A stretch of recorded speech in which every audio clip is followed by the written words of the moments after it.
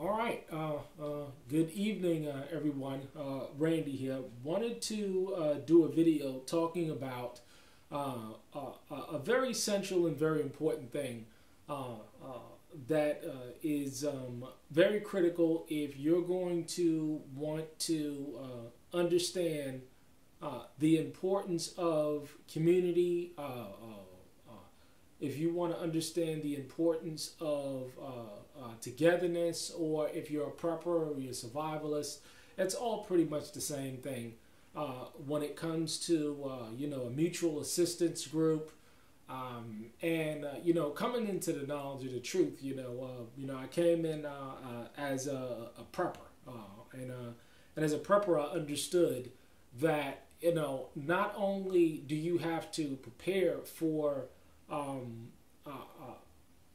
tumultuous times that are coming, but you're going to need people, and you're going to want to be saddled up with people with one mind and one spirit. And I've been able to study a lot of different communities over the years, communities out of Georgia, Tennessee, Texas, South Carolina, North Carolina, about a dozen communities I've been able to review and track. And one of the things that I notice about these communities is that whether they are Hebrew roots, Messianic, Christian, whatever they may be, they're all in one mind and one spirit. And that is the central focus. Whatever is their overall philosophy is, again, whether they're Christian or whatever, is that they're living with people that are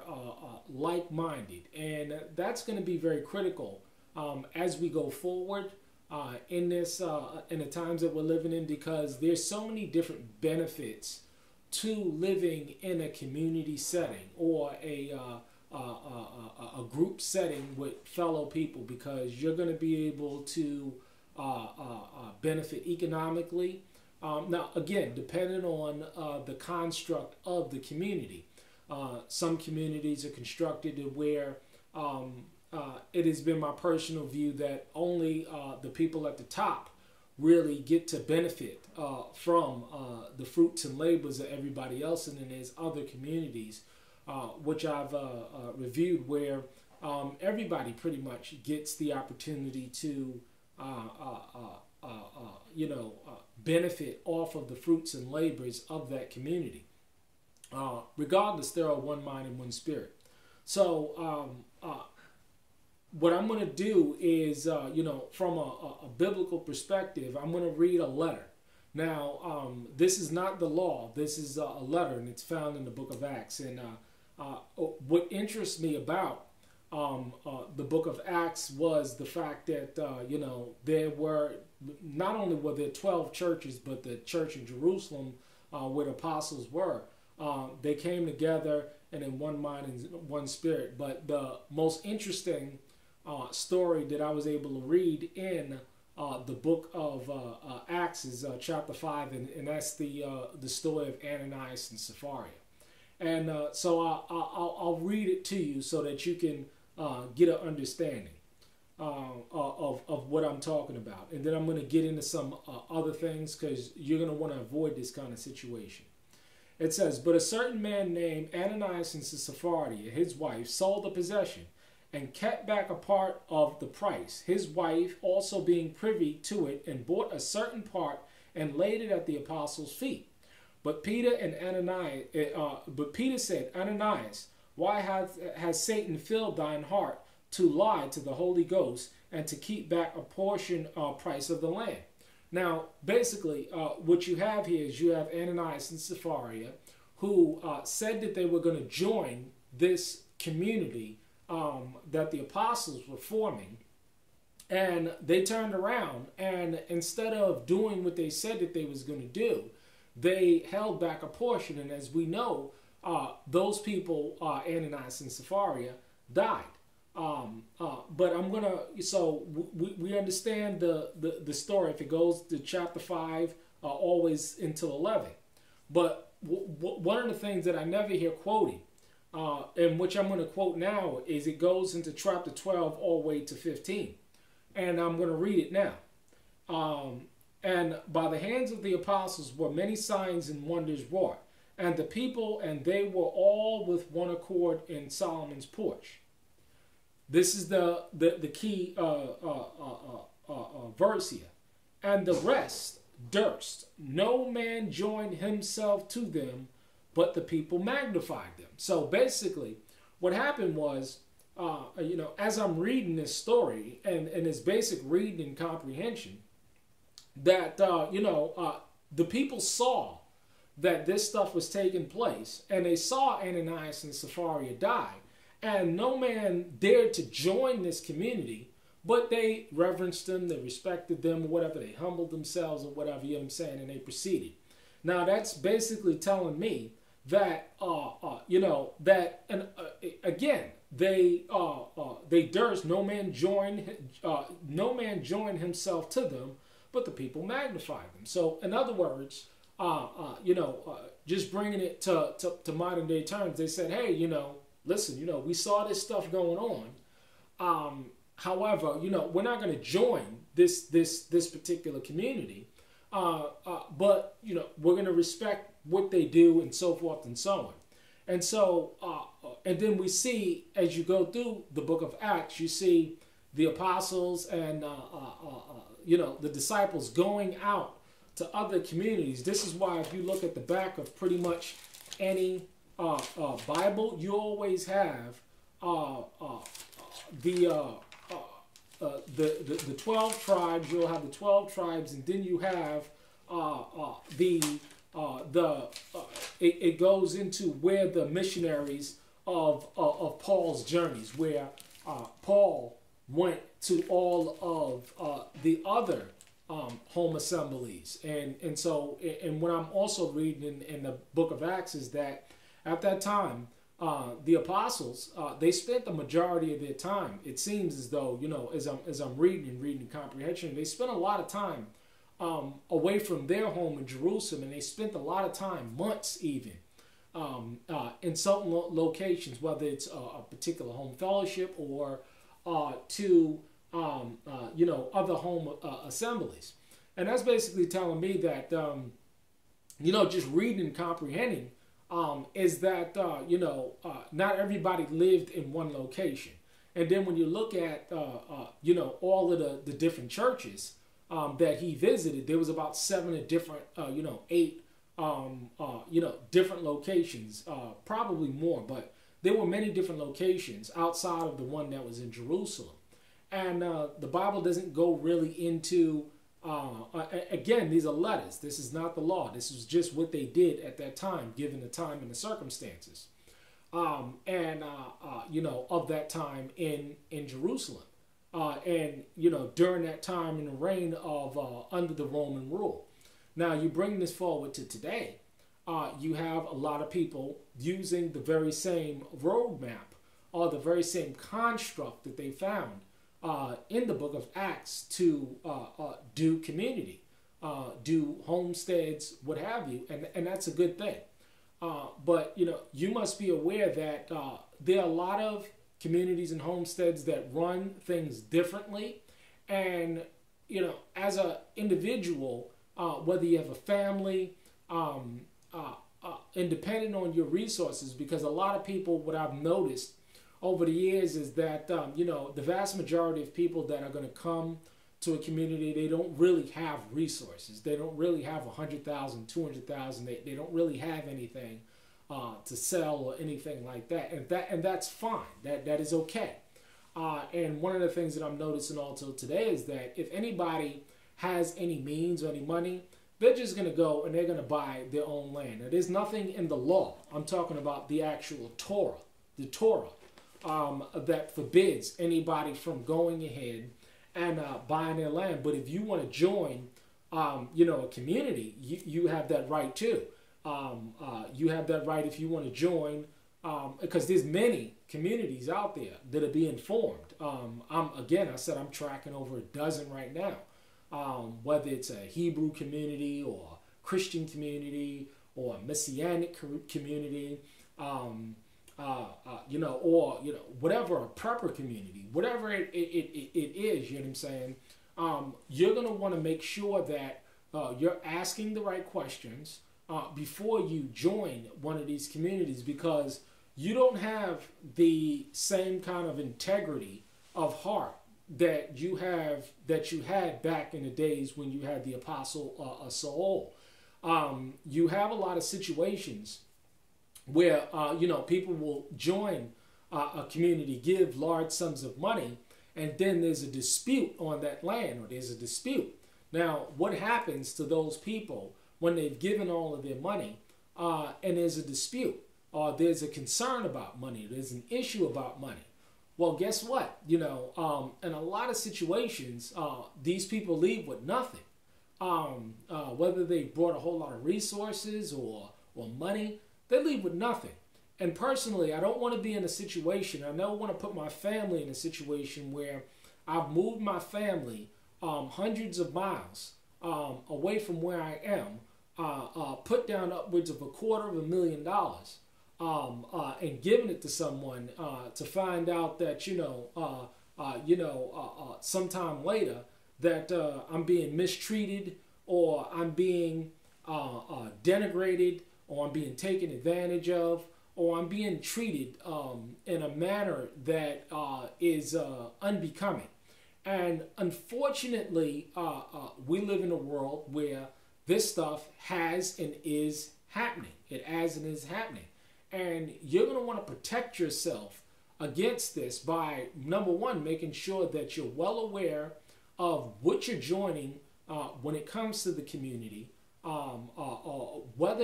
whatever community that it is. Again, Hebrew, Christian, or rather prepper or survivalist community. You're going to want to make sure that you're well aware of how those finances are handled, what the mission statement is, what you're going to be able to leave with if you do decide to leave that community. Because, again, we have hundreds of testimonies that I've seen on YouTube of people that have left various communities and have told, listen here, you know what I'm saying, there was an issue with money, how money was being handled, or money was inappropriately being handled, situations where people's wives were being inappropriately dealt with, and then you get into this cult stuff where, you really have no rights, or you have no say-so on where you go or what you do. You want to make sure that you're not doing or putting yourself in a compromising situation, because once you're in it, there's no court or anything that's going to adjudicate that matter for you. And it's completely up to the leaders of that community that you are involved in, or that you're a part of, to decide what you're not going to get.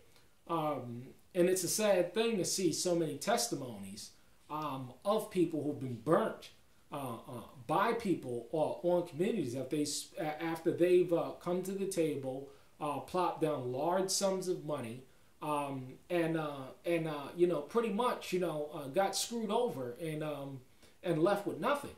And so personally,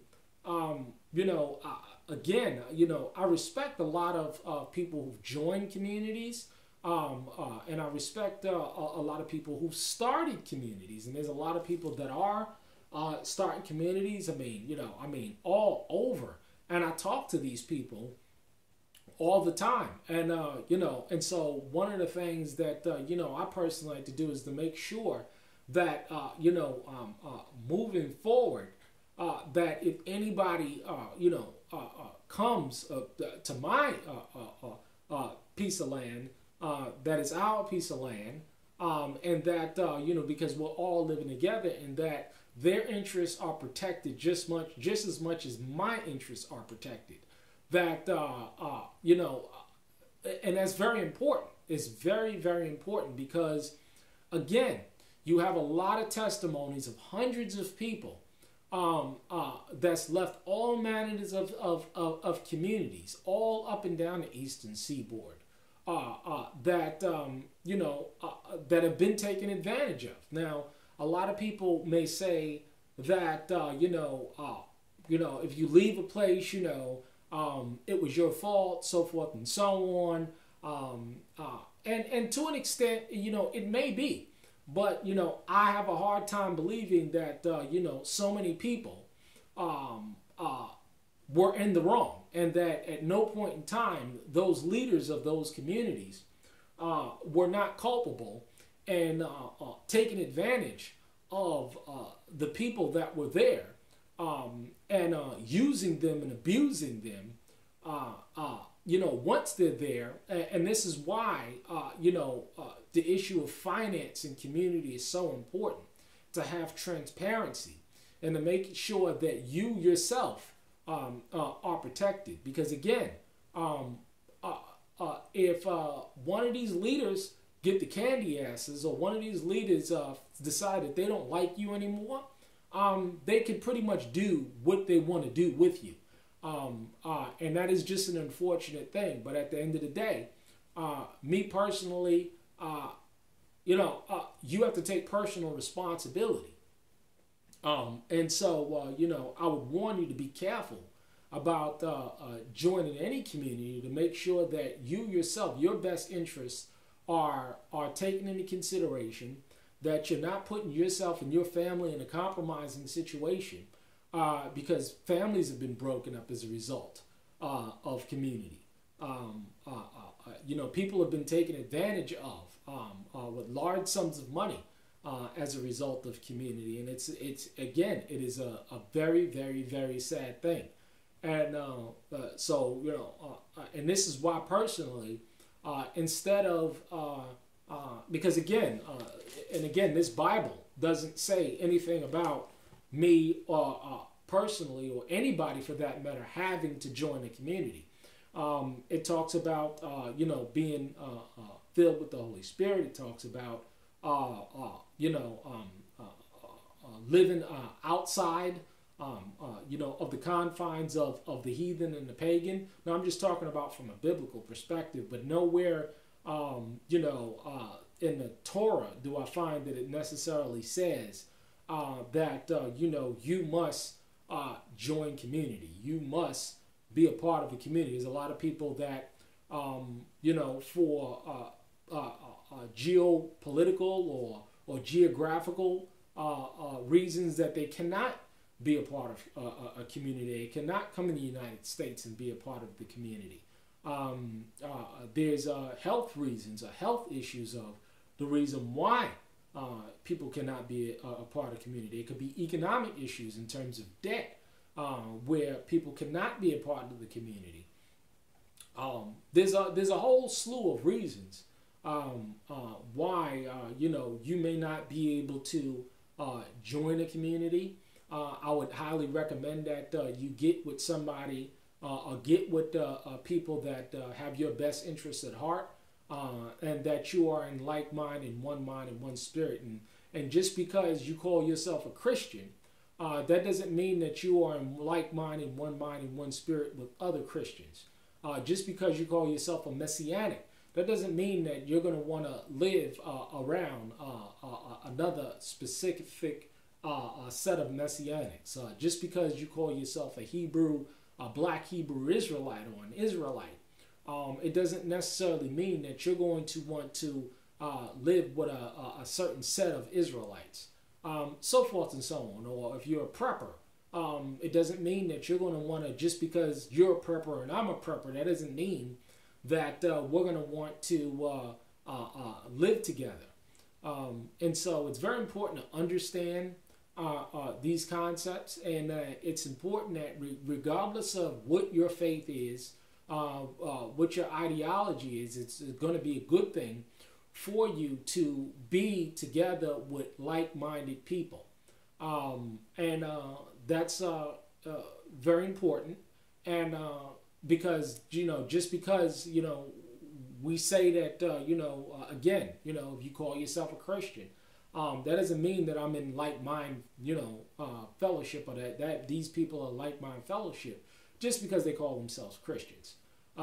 You have to really click with people.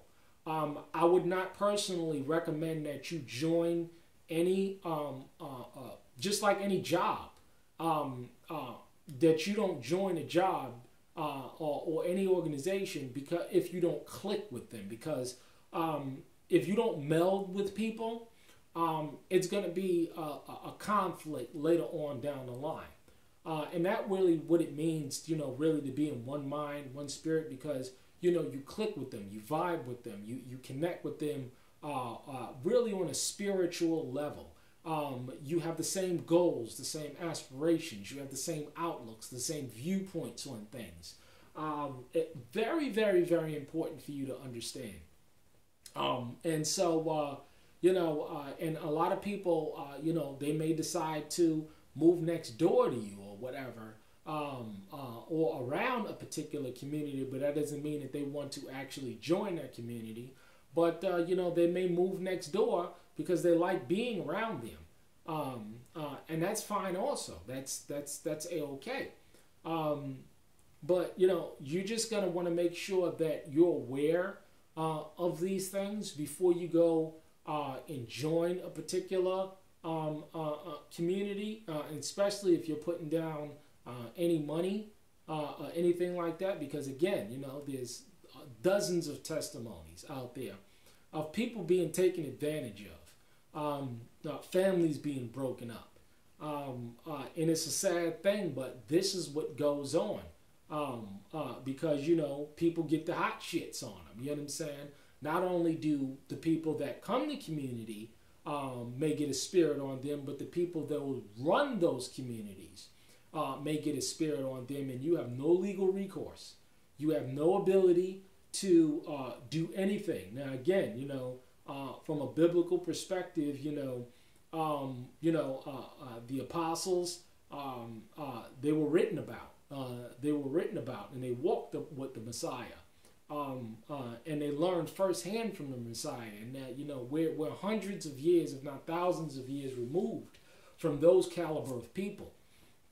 So I would, and again, if you feel as though you want to join yourself to one of these communities and you want to lay down everything that you have at the feet of the heads of these particular communities, whether it's Hebrew, Messianic, Christian, prepper, what have you, go ahead and do it. Go ahead and do it. I highly encourage you to do it. And that's just how it is, but if you have the funds and the resources to start a community, and that's or a homestead or a prepper group, if you're a prepper, go ahead and do that and look for like-minded people to be a part of your home fellowship or your community or your prepperless survivalist group, whatever it is that you want to call it. I would highly suggest that you do that.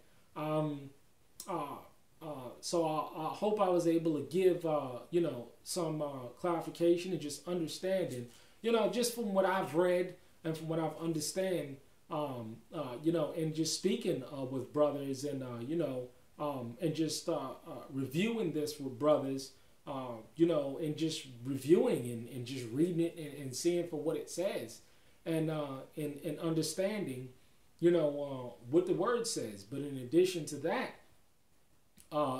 just understanding that, again, you want to make sure that, you're making the right choice in that, because if something does go wrong, you want to make sure that you have the means to move yourself, because there's situations where up until this day where people, if they could move somewhere, they would, but they don't have the resources and they're locked in, and not going to be given the resources to move, so therefore they're stuck. And you don't want to feel stuck, trapped, and enslaved. You don't want that spirit on you. So do your own due diligence, and do what you need to do, to protect you and your family. because it's definitely cost families a lot. Their money, their wealth, their wives, their children. And so be careful. Be very careful. Because there's just so many testimonies of people that were not careful and got real laced into this hallelujah, hallelujah, hallelujah, and then they got burned later on. Hope I was able to say something that was informative, and I'll be doing more videos on this community thing, this prepper survivalist, because it's all generally the same. So I'm gonna keep it in a general sense. Yeah, take it easy. Have a great evening. Have a nice day. Bye.